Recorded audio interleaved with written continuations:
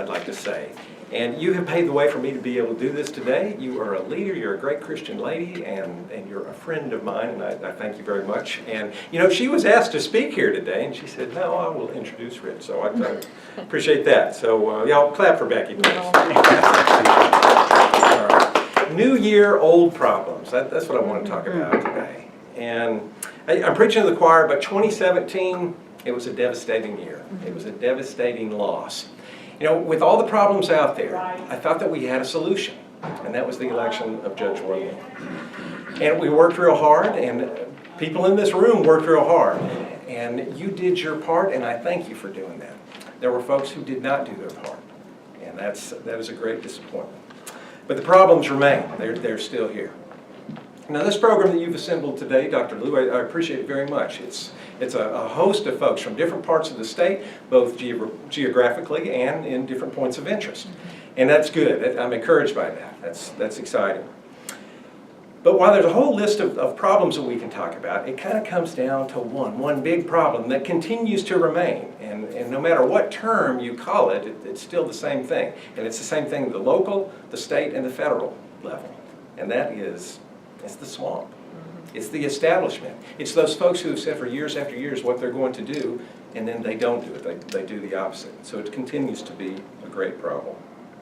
The lessons from 2017. Well, you know where folks stand. You know who's who, okay? I mean, trying to glean the wisdom from 2017. And just like in those battles that we've been through over the past 2 decades, the past 20 years, 10 Commandments battle, the battle to acknowledge God, same-sex marriage, the fight for traditional marriage, a marriage between one man and one woman. These things, a line was drawn, and you know who's on each side of the line. Now, I'm proud to say this room has always held together, and I'm extremely thankful for that. But we learn, we move forward, but we remember, definitely. Well, I'm running for Congress in the 2nd District because of the swamp. The swamp continues to grow, and we continue to have problems. And at this point in our nation's history, I want to make sure that we preserve a safe, a prosperous, and a moral America for our children, for our grandchildren, for us. A safer America. I served in the United States Air Force Reserves out at the 908th Airlift Wing, out at Maxwell. And the military is very, very important to me and to y'all. I want a stronger military. I thank God we have President Trump in there. This past year, he's increased the military budget by 10%, and that's great. That's a great start. We need to do more. I'm thankful that we do have the F-35s coming to Danley Field. That's fantastic. We have Fort Rucker, continues to be U.S. Army aviation capital of the world. That's fantastic. But we need to continue to do more. We need to continue to strengthen our military and make sure that we are the strongest military on earth. That's what we've got to do. We also need to secure our borders. And we need to build the wall. We were talking about the wall. We need to build the wall. But until we can do that, we need to use our military assets to secure our borders right now. Amen. The wall it can't be built overnight. It's going to take a while.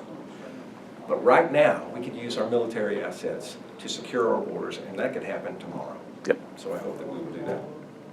A prosperous America. I'm thankful, just like you're thankful, for the tax cuts. That's a good, welcome change. But we deserve that, and we deserve more. We need to reorient our thinking so that we can have the lowest taxes on earth, the lowest taxes of any other country on earth. The federal government is too fat, and we need to cut the federal government. The unconstitutional agencies like the Department of Education, Common Core, Department of Labor, the Internal Revenue Service, we need to cut, and we need to continue to cut. You know, I mentioned the border security.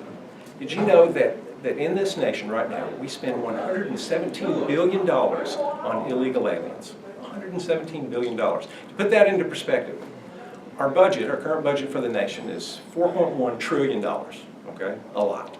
Our income for the nation is $3.65 trillion, okay? Simple math on that is there's a deficit of $480 billion. Well, the cost of illegal immigration is $113 billion per year. So that's already about 25% in savings right there. My background is the state court system, and we had to live on what we got, okay? And what a concept. It's just like our family. We had to live on what we received. And that's what we did. We've got to return to that. And finally, a moral America. We need to return to the God that this nation was founded upon. And these battles that we've been through over these past 20 years, the Ten Commandments battle, the battle for traditional marriage, Judge Roy Moore's campaign just now, please do not think that it was done in vain. These were important battles, and they were successful. We need to continue to hold on to those because the Lord has used y'all through every one of those battles, and He has trained us up. He's trained all of us up for a time such as this. He's trained us up for now. So I'm preaching to the choir. You are here and you are involved, and I thank you very much for your involvement. And I ask for your support. But I guess the more important than that is I pray for a blessed 2018 and for our prayers to be answered. God bless y'all. Thank you very much.